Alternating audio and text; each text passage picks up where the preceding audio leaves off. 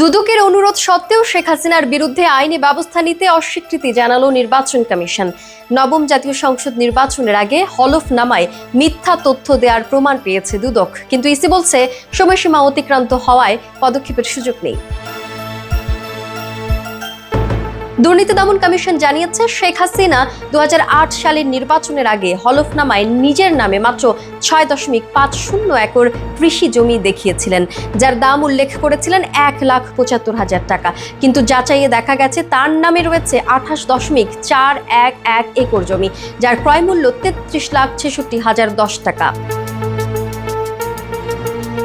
বিষয়টি নিয়ে গণপ্রতিনিধিত্ব আদেশ 1972-এর আওতায় আইনি ব্যবস্থা নেওয়ার অনুরোধ জানিয়ে ইসিকে আনুষ্ঠানিকভাবে চিঠি দেয় দুদক।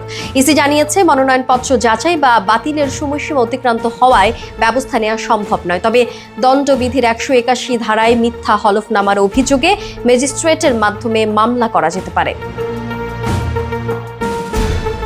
এদিকে দুদক বলছে, এটি তাদের তফসিলভুক্ত অপরাধ নয়, তাই তারা কোনো পদক্ষেপ নিতে পারবে না।